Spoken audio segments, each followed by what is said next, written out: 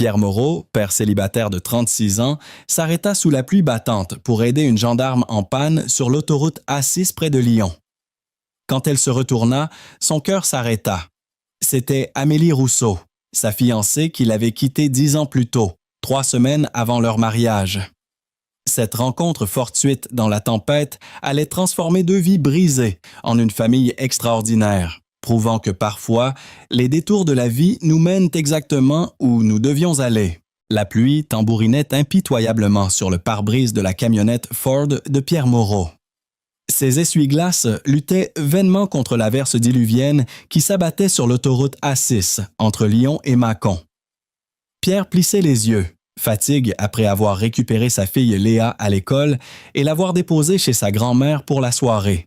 À 36 ans, les rides autour de ses yeux s'étaient creusées depuis qu'il était devenu père célibataire il y a 3 ans, quand sa femme Claire l'avait quitté pour un collègue de bureau. C'est alors qu'il aperçut le véhicule de gendarmerie sur le bas-côté, ses feux de détresse clignotant rythmiquement dans la tempête. Une femme gendarme se tenait près du capot ouvert, complètement trempée, scrutant le moteur avec l'air désespéré. La plupart des automobilistes y étaient passés sans s'arrêter. Ce n'était pas leur problème, surtout par ce temps épouvantable. Mais Pierre n'était pas comme ça. Il gara sa camionnette une vingtaine de mètres derrière le véhicule de gendarmerie. La femme officier était penchée sur le moteur, son uniforme bleu marine trempé jusqu'aux os. Pierre sortit de son véhicule, parapluie à la main, et s'approcha. « Vous avez besoin d'aide, brigadier? » Quand elle se retourna, le temps sembla s'arrêter.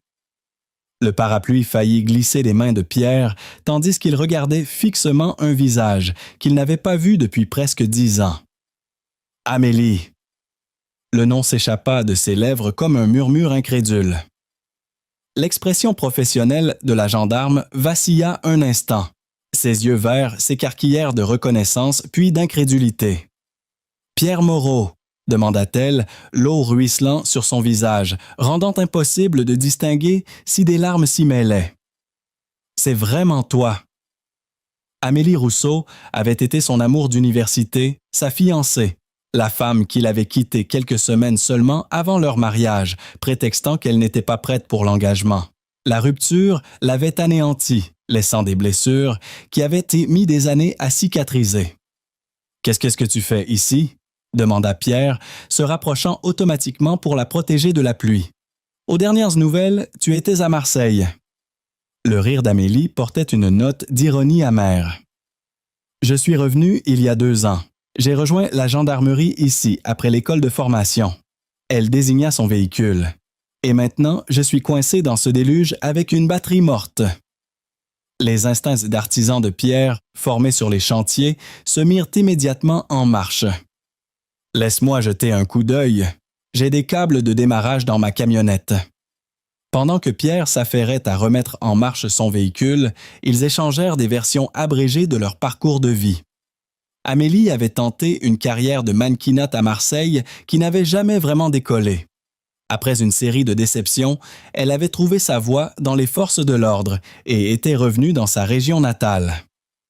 Pierre lui parla de son mariage avec Claire, de sa fille Léa âgée de 9 ans et du divorce qui avait fait de lui un père célibataire. « Je suis désolé que ça ne se soit pas bien passé pour toi, » dit Amélie, sa voix douce emplie d'empathie sincère. « C'était mieux ainsi, » répondit-il en connectant les câbles. « Léa, c'est la plus belle chose qui me soit jamais arrivée. » Le moteur du véhicule de gendarmerie rugit, arrachant un sourire au visage d'Amélie. « Tu as toujours été doué de tes mains, » dit-elle, puis rougit légèrement à la double signification involontaire. Pierre ressentit un mélange étrange d'émotions. Ancienne blessure, nouvelle curiosité et quelque chose d'autre qu'il ne parvenait pas à nommer. Content d'avoir pu t'aider. Ce qui aurait dû être une brève rencontre routière se transforma en échange de numéros de téléphone. « Pour les urgences », avait dit Amélie avec un petit sourire. Aucun d'eux n'y croyait vraiment. 3 jours plus tard, le téléphone de Pierre sonna alors qu'il aidait Léa avec ses devoirs de mathématiques. L'écran affichait le nom d'Amélie et son cœur fit un petit bond étrange. « Brigadier Rousseau », répondit-il taquin. C'est une urgence. Son rire résonna dans le combiné, lumineux et familier. En fait, c'est plutôt un remerciement. Je me demandais si tu aimerais prendre un café quelque part. C'est moi qui offre, pour me remercier de m'avoir sauvé de la noyade dans cette tempête. Pierre hésita. Les rendez-vous galants n'étaient plus dans ses préoccupations depuis le divorce. L'idée de s'ouvrir à quelqu'un qui l'avait déjà blessé le rendait nerveux. « C'est juste un café, Pierre », ajouta doucement Amélie, sentant son hésitation. « Aucune pression. J'aimerais simplement qu'on puisse discuter correctement. » Quelque chose dans sa voix, la compréhension, la patience, le fit accepter. Ce samedi-là, ils se retrouvèrent dans un petit café du centre-ville de Lyon. La conversation fut d'abord maladroite, les anciennes blessures et les regrets planant entre eux. Mais au fil des heures, ils se surprirent à rire de souvenirs partagés et à découvrir les personnes qu'ils étaient devenus. « J'ai pensé à toi au fil des années, » admit Amélie. « Je me demandais si j'avais fait la plus grosse erreur de ma vie. » Pierre la regarda pensivement. « Sur le moment, j'ai eu l'impression que c'était la fin du monde. Mais avec le recul, peut-être qu'on avait tous les deux besoin de grandir un peu. Et maintenant ?» demanda-t-elle, croisant son regard. « Maintenant, je suis papa avant tout. Tout le reste passe après. » Amélie hocha la tête. « J'aimerais la rencontrer un jour, ta fille. » Le café se transforma en dîner le week-end suivant, puis en cinéma, puis en randonnée où Pierre se retrouva à partager des histoires sur Léa et les joies et défis du parent célibataire. Pierre se surprit à attendre avec impatience les messages d'Amélie tout au long de la journée, partageant de petits moments et des observations amusantes qui le faisaient sourire.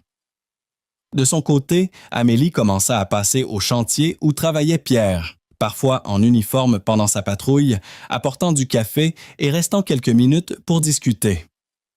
Mais sous cette connexion grandissante, Pierre luttait avec la confiance. Tard le soir, il repensait à quel point il avait été anéanti quand Amélie l'avait quitté toutes ces années auparavant. Pouvait-il risquer ce genre de douleur à nouveau? Serait-il juste envers Léa de faire entrer quelqu'un dans leur vie qui pourrait repartir? Ces questions atteignirent leur paroxysme un soir où Amélie vint dîner avec lui et Léa. Elles avaient cuisiné ensemble dans la cuisine, leur rire emplissant la maison. Léa avait immédiatement adopté Amélie, fascinée par ses histoires de gendarmerie et ravie de son attention. Après que Léa soit allée se coucher, Pierre et Amélie s'assirent sur la balançoire du porche, un silence confortable entre eux tandis qu'ils regardaient les étoiles. « Je dois te dire quelque chose, » dit finalement Amélie, sa voix calme. « Je n'ai jamais cessé de regretter ce que je t'ai fait. » Pierre se tourna pour observer son profil dans la pénombre du porche. « C'était il y a longtemps. »« Pas assez longtemps pour oublier, » dit-elle. « J'étais jeune et effrayée, et je pensais avoir besoin de voir le monde avant de m'installer. Mais rien de ce que j'ai trouvé là-bas ne se comparait à ce que j'avais laissé derrière moi. » Pierre resta silencieux un long moment, digérant ses paroles. « Je ne peux pas redevenir celui que j'étais alors, » dit-il finalement. « Trop de choses se sont passées. » Amélie hocha la tête, commençant à se retirer émotionnellement, se préparant au rejet. Mais Pierre continua, prenant sa main. « Peut-être qu'on pourrait voir qui nous pourrions être maintenant. Y aller doucement pour Léa. Et pour moi. » Les yeux d'Amélie brillèrent dans le clair de lune. « J'aimerais beaucoup. » Cette conversation marqua un tournant. Pierre commença à abandonner les anciennes blessures, se permettant d'embrasser la possibilité d'une seconde chance tout en protégeant encore son cœur et celui de sa fille. Au fil des semaines, Amélie devint une présence plus régulière dans leur vie. Elle aidait Léa avec son projet scientifique sur la police scientifique, lui enseignait des techniques d'autodéfense qui faisaient glousser la fillette de joie et assista même à sa pièce de théâtre scolaire assise fièrement à côté de Pierre, pendant que Léa livrait parfaitement ses 3 répliques. Pour Pierre, regarder Amélie avec sa fille éveillait des sentiments qu'il pensait enterrés depuis longtemps. Elle était patiente, bienveillante et n'essayait jamais de remplacer la mère de Léa. Au lieu de cela, Elle se taillait sa propre relation unique avec la fillette, devenant quelque chose entre une amie et un mentor. Mais tout le monde n'était pas ravi de leur relation retrouvée. Claire, l'ex-femme de Pierre, qui était revenue en ville après l'échec de sa nouvelle relation, semblait soudainement intéressée à passer plus de temps avec Léa. Et avec Pierre. Son timing lui paraissait suspect. « Alors, tu sors avec la gendarme qui m'a mis une contravention le mois dernier », dit Claire lors d'un échange de garde, son ton faussement désinvolte. « Petit monde », répondit Pierre en haussant un sourcil. « Amélie t'a verbalisé, elle ne me l'a pas mentionné. » Le sourire de Claire était tranchant. « Intéressant. » La graine du doute était plantée. Ce soir-là, Pierre interrogea Amélie à ce sujet. « Oui, je lui ai mis une amende », admit Amélie sans hésitation. Elle roulait à 70, dans une zone limitée à 30 devant une école. Je n'ai réalisé que c'était ton ex-femme qu'en voyant le nom sur son permis. À ce moment-là, j'avais déjà rédigé la contravention. Pourquoi tu ne me l'as pas dit? Amélie le regarda calmement. Parce que ça n'avait rien à voir avec toi ou nous. Je faisais mon travail. Son honnêteté le rassura. Mais l'interférence de Claire ne faisait que commencer. Elle commença à appeler Pierre pour des urgences qui s'avéraient souvent être des inconvénients mineurs, programmant des activités de dernière minute avec Léa qui entraient en conflit avec les plans qu'il avait faits avec Amélie, et faisant des commentaires à Léa sur le caractère temporaire que pouvaient avoir les relations. La situation atteignit son paroxysme lors de l'anniversaire de Léa. Pierre avait invité Amélie et Claire est arrivée à l'improviste, apportant un cadeau extravagant et monopolisant l'attention de Léa. Quand Amélie proposa de partir pour éviter les tensions, Léa avait attrapé sa main. « Ne pars pas », supplia la fillette de 9 ans. « Je veux que tu restes. » Cette simple déclaration fit taire les adultes. Le visage de Claire se crispa, mais elle ne dit plus rien.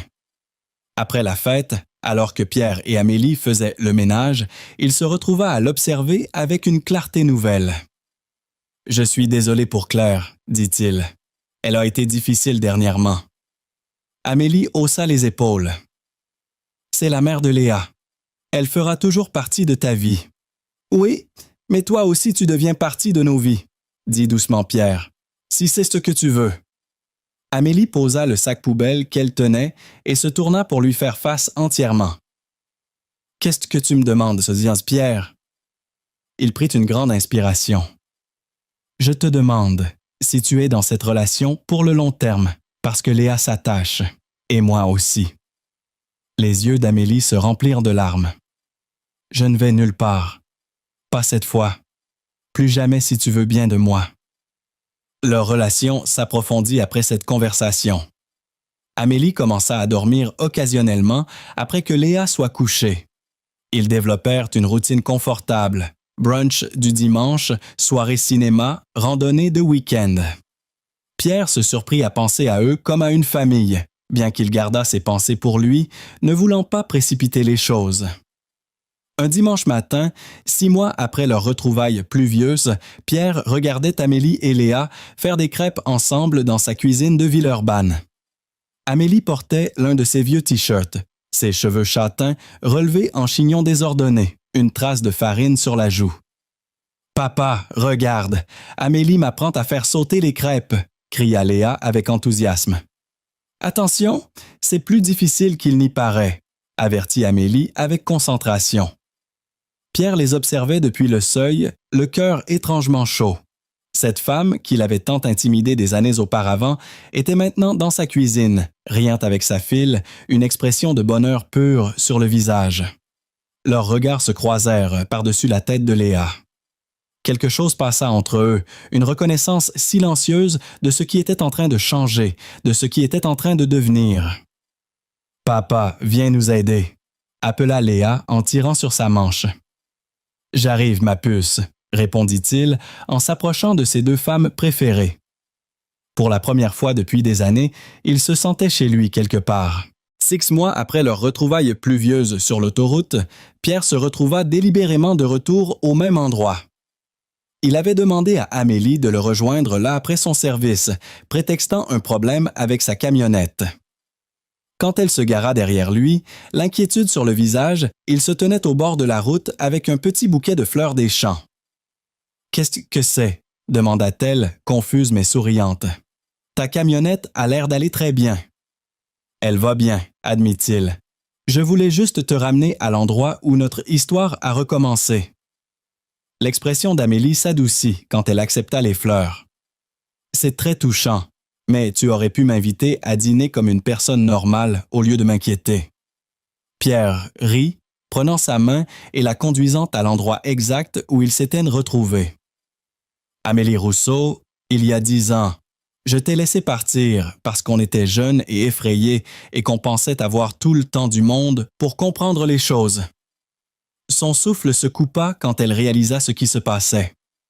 La vie nous a emmenés sur des chemins différents, nous a donné des amours et des pertes différentes, mais elle nous a ramenés au même endroit. Pierre mit un genou en terre, sortant une petite boîte de sa poche. « Je ne veux plus perdre de temps. Léa et moi, nous t'aimons toutes les deux.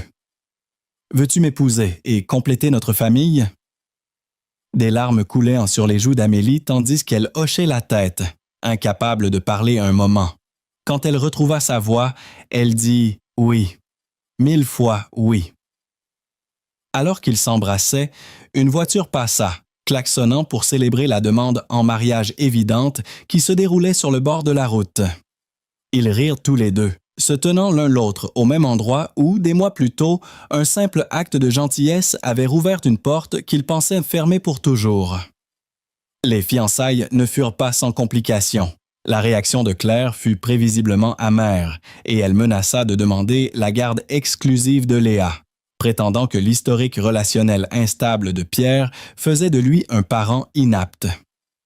La bataille juridique qui suivit fut laide et coûteuse, Claire dépeignant Amélie comme une intruse, essayant de la remplacer dans la vie de Léa. Tout au long de cette épreuve, Amélie resta stable, ne disant jamais de mal de Claire devant Léa et encourageant Pierre à prendre le chemin honorable. Sa patience fut récompensée quand le juge statua en faveur de Pierre, maintenant l'arrangement de garde existant, mais ajoutant une condition que toutes les parties devaient suivre une thérapie familiale. Les séances de thérapie furent tendues au début, mais graduellement, une paix fragile émergea. Claire commença à sortir avec quelqu'un de nouveau, ce qui sembla adoucir son antagonisme envers Pierre et Amélie. Léa, qui avait été prise entre deux feux, se détendit visiblement quand les adultes de sa vie apprirent à coexister. Leur mariage fut petit et significatif, célébré dans le jardin de Pierre le printemps suivant. Léa servit à la fois de demoiselle d'honneur et de meilleure fille, marchant fièrement dans l'allée devant Amélie. Pendant la cérémonie, ils inclurent un moment spécial où tous les trois versèrent du sable de couleurs différentes dans un seul récipient, symbolisant leur famille recomposée. Même Claire assista, assise discrètement au fond avec son nouveau petit ami. Après la cérémonie, elle s'approcha des nouveaux mariés avec un sourire crispé. « Félicitations », dit-elle, le mot sonnant seulement légèrement forcé. Léa a l'air heureuse. « Merci d'être venue », répondit sincèrement Amélie. « Ça compte beaucoup pour elle. »« Et pour nous », ajouta Pierre. Claire hocha la tête, puis ajouta d'une voix plus basse à Amélie. « Prends soin d'eux. »« Je le ferai », promit Amélie. « Toujours. » La première année de mariage apporta ses propres défis. Amélie fut promue brigadier-chef, ce qui signifiait des heures plus longues et moins prévisibles. L'entreprise de construction de Pierre décrocha un contrat majeur qui nécessitait des déplacements fréquents à Grenoble. Il jonglait avec les emplois du temps, les arrangements de garde d'enfants et les responsabilités ménagères avec des degrés de succès variables. Leur première grosse dispute arriva quand Amélie manqua le concert de l'école de Léa à cause d'une enquête. Pierre, épuisé de gérer seul tout en son absence, explosa quand elle rentra finalement à la maison. « C'est exactement ce que je craignais », dit-il, les mots tranchants de déception. Léa comptait sur quelqu'un qui n'est pas là. Amélie recula comme s'il l'avait giflée. « Ce n'est pas juste, je ne suis pas claire, je n'ai pas choisi de le manquer. Vraiment, la défia Pierre. Tu aurais pu demander à ton coéquipier de couvrir. Mon coéquipier a 3 enfants, rétorqua Amélie, et c'était une enquête pour enfants disparus, Pierre. Qu'est-ce que tu voulais que je fasse? La dispute continua jusqu'à ce qu'ils soient tous deux trop épuisés pour continuer à se battre. Ils allèrent se coucher en colère, dos tournés l'un à l'autre, le silence entre eux lourd de peur non exprimée. Le lendemain matin, Pierre se réveilla pour découvrir le côté d'Amélie du lit vide. Il la trouva dans la cuisine, en train de faire des pancakes avec Léa, toutes deux encore en pyjama. « Bonjour papa » gazouilla Léa. « Amélie m'apprend à faire des pancakes sans faire de désordre. » Amélie croisa son regard par-dessus la tête de leur fille. « On t'a gardé de la pâte, dit-elle doucement, si tu veux essayer. » C'était une branche d'olivier et Pierre la saisit avec gratitude.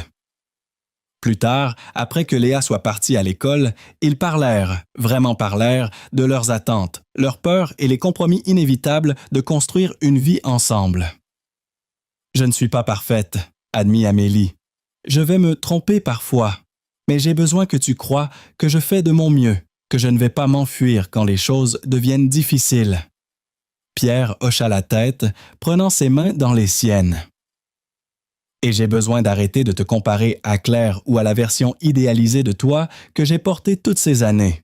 Tu es ta propre personne et c'est de cette personne que je suis tombé amoureux. » Ils sortirent de cette dispute plus forts, avec une compréhension plus profonde des déclencheurs et insécurités de chacun.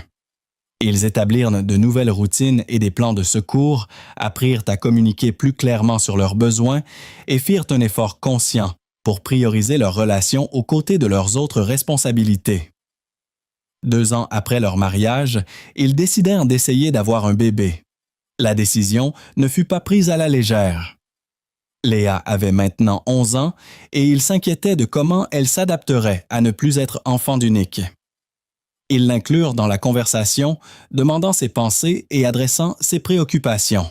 « Est-ce que je serai toujours spéciale ?» demanda-t-elle d'une petite voix. « Tu seras toujours spéciale », l'assura Pierre. « Avoir un autre enfant ne changerait pas combien on t'aime. »« Et tu serais la meilleure grande sœur du monde », ajouta Amélie. « N'importe quel bébé aurait de la chance de t'avoir. » Léa considéra cela, puis hocha solennellement la tête. « D'accord, mais je veux aider à choisir le prénom. » Ils rirent, soulagés par son acceptation, ne réalisant pas que le parcours pour agrandir leur famille serait plus difficile qu'anticipé. Mois après mois, les règles d'Amélie arrivaient avec une régularité décevante. Les tests médicaux ne révélaient rien d'évidemment anormal, juste le diagnostic nébuleux d'infertilité inexpliquée. Le tribut émotionnel était lourd, surtout sur Amélie, qui ne pouvait s'empêcher de sentir que son corps les trahissait. Pierre essayait d'être supportant, mais il ne savait pas toujours quoi dire ou faire. La tension commença à se voir dans leur relation à nouveau. La joie d'essayer d'avoir un bébé remplacé par la précision clinique du suivi d'ovulation et de l'intimité programmée. Après 1 an d'essai, ils décidèrent de faire une pause dans la poursuite active de la grossesse. Ils avaient pourtant besoin de se rappeler pourquoi ils voulaient un enfant ensemble en premier lieu, parce qu'ils s'aimaient, pas parce que quelque chose manquait à leur famille. C'est pendant cette pause, quand ils avaient arrêté d'essayer si fort, qu'Amélie découvrit qu'elle était enceinte. La nouvelle arriva un mardi matin ordinaire, livrée à travers des larmes d'incrédulité et de joie, alors qu'Amélie montrait à Pierre le test positif. « Tu es sûr ?» demanda Pierre, sa voix remplie d'émerveillement. « Certaine. J'ai fait 3 tests. » Il la souleva dans ses bras et la fit tournoyer, tous deux riant et pleurant à la fois. La grossesse apporta ses propres défis. Amélie souffrit de nausées matinales sévères qui durèrent tant bien dans son 2e trimestre. Pierre s'inquiétait constamment, surtout quand sa tension artérielle commença à monter dans les derniers mois. Léa, maintenant âgée de 12 ans, oscillait entre l'excitation de devenir grande sœur et l'anxiété sur comment un bébé changerait leur dynamique familiale. À travers tout cela, Ils s'appuyaient l'un sur l'autre, trouvant la force dans le lien qu'ils avaient reconstruit. Quand des complications surgirent au 8e mois d'Amélie, et nécessitant qu'elle reste au repos complet au lit, Pierre réorganisa son emploi du temps de travail pour être plus à la maison. Léa se montra à la hauteur aussi, apportant des livres à Amélie et lui tenant compagnie après l'école. Leur fils, Louis, naquit par un matin de printemps clair après un accouchement difficile, mais finalement réussi. Tandis que Pierre tenait son nouveau-né pendant qu'Amélie se reposait, Léa jeta un coup d'œil sur son petit frère avec émerveillement. « Il est si petit, murmura-t-elle, mais ses mains sont exactement comme celles de papa. » Pierre sourit, son cœur débordant d'amour pour sa famille élargie. 5 ans après cette journée pluvieuse sur l'autoroute, leur famille avait trouvé son rythme. Amélie était retournée dans la gendarmerie à temps partiel, équilibrant sa carrière avec la vie familiale. L'entreprise de construction de Pierre avait grandi, lui permettant plus de flexibilité pour être présent aux événements scolaires et aux dîners de famille. Léa s'était épanouie en adolescente confiante, qui choyait son petit frère et avait développé un lien spécial avec Amélie qui leur était entièrement propre. Un soir, alors qu'ils étaient assis sur cette même balançoire de Porsche, regardant Léa apprendre à petit Louis comment attraper des lucioles dans la cour, Amélie appuya sa tête sur l'épaule de Pierre. « Est-ce que tu penses parfois à combien nos vies seraient différentes si ta camionnette était simplement passée devant moi ce jour-là? » demanda-t-elle. Pierre embrassa le sommet de sa tête. « Je n'aurais pas pu passer. Ce n'est pas qui je suis. » « C'est pour ça que je t'aime, dit-elle simplement, parce que tu es le genre d'homme qui s'arrête pour aider, même dans une tempête. » Tandis que les lucioles dansaient autour de leurs enfants dans le crépuscule naissant, Pierre réfléchit au voyage inattendu qui les avait menés ici, de ex-fiancés brisés à une famille complète, d'une rencontre fortuite sous la pluie à un amour qui semblait à la fois tout neuf et vieux de décennies. 2 ans plus tard, leur petit Louis faisait ses premiers pas dans le jardin de leur maison de Villeurbanne sous les encouragements enthousiastes de sa grande sœur Léa, maintenant âgée de 14 ans. « Allez loulou, viens vers moi !» criait Léa en tendant les bras. Amélie et Pierre regardaient depuis la terrasse, leurs mains entrelacées, des sourires béats sur leurs visages. Louis tituba vers Léa, ses petites jambes encore incertaines avant de s'effondrer dans ses bras avec un rire joyeux. « Maman, papa, il a fait 6 pas tout seul !» annonça Léa triomphalement. « 6 pas !» répéta Amélie, émue. « Notre petit homme grandit si vite !» Pierre serra sa main. Ces moments simples, ces bonheurs quotidiens, c'était exactement ce dont il avait rêvé pendant ses années de solitude après son divorce. Même Claire avait trouvé sa place dans cette harmonie familiale élargie. Son mariage avec son nouveau compagnon, Denis, un enseignant patient et bienveillant, l'avait apaisée. Elle venait régulièrement chercher Léa pour leur week-end ensemble, saluait poliment Amélie et Pierre et avait même offert de garder Louis lors d'occasions spéciales. « Tu sais quoi me rend le plus fier ?» dit Léa un soir en aidant à donner le bain à Louis. « Quoi, ma grande ?» demanda Amélie en savonnant les cheveux blonds du bambin. Que Louis ne connaîtra jamais les disputes et la tristesse que j'ai connue quand papa et maman Claire se disputaient tout le temps. Il aura toujours des parents qui s'aiment. Amélie sentit sa gorge se serrer d'émotion. Tu as été si courageuse pendant cette période difficile. Et regarde maintenant, tu as 2 familles qui t'aiment. 3, corrigea Léa avec un sourire malicieux. Maman Claire et Denis. Vous et papa, et maintenant Louis et moi, c'est presque comme une tribu. Cette nuit-là, après avoir couché les enfants, Pierre et Amélie s'installèrent sur leur canapé, Amélie blottie contre l'épaule de son mari. « Léa a raison, tu sais, » murmura Pierre. « On a vraiment créé quelque chose de beau. Même avec toutes les complications, tous les défis, surtout à cause d'eux. Chaque épreuve nous a rendus plus forts. » Amélie leva les yeux vers lui. « As-tu des regrets? » Sur le temps perdu, les années où on était séparés. Pierre réfléchit à la question. Parfois, je me dis qu'on aurait pu éviter beaucoup de douleurs si on était restés ensemble dès le début. Mais tu sais quoi? Quoi? Sans ces années séparées, je n'aurais jamais eu Léa. tu n'aurais jamais découvert ta vocation dans la gendarmerie. On ne serait pas les mêmes personnes qu'on aime aujourd'hui. » Amélie sourit. « Alors tu penses que tout arrive pour une raison? » « Je pense que parfois les détours nous mènent exactement où nous devions aller. » Leur conversation fut interrompue par les pleurs de Louis dans sa chambre. Sans un mot, ils se levèrent tous les deux pour aller le voir. Cette coordination naturelle née de 2 ans de parentalité partagée. En arrivant dans la chambre, ils trouvèrent Léa déjà là, berçant doucement son petit frère. « Il a fait un cauchemar », chuchota-t-elle. « Mais ça va mieux maintenant. » Pierre et Amélie échangèrent un regard attendri. Leur fille aînée était devenue une adolescente remarquable, responsable, aimante, parfaitement adaptée à sa famille recomposée. « Merci ma chérie, » dit doucement Amélie. « Tu peux retourner te coucher. On prend le relais. »« D'accord, bonne nuit Louis, bonne nuit papa, bonne nuit maman. » Le mot « maman », prononcé si naturellement par Léa, fit encore fondre le cœur d'Amélie. Il avait fallu du temps pour que la fillette l'appelle ainsi, mais quand c'était arrivé, ça avait été spontané et sincère. Alors qu'il bordait Louis, qui se rendormait déjà, Pierre posa son bras autour des épaules d'Amélie. « On a vraiment réussi, non? » murmura-t-il. « Oui, » répondit-elle en se blottissant contre lui. « On a vraiment réussi. » 7 ans après cette rencontre fortuite sous la pluie, Pierre se retrouvait à nouveau sur l'autoroute A6 par une soirée d'orage. Mais cette fois, il n'était pas seul. Léa, maintenant âgée de 16 ans, était assise à côté de lui, et dans le siège enfant à l'arrière, Louis, âgé de 3 ans, dormait paisiblement malgré le bruit de la pluie. Ils revenaient de Lyon, où ils avaient célébré les 30 ans d'Amélie dans la gendarmerie. Elle les suivait dans sa voiture de service, ayant terminé son shift plus tard.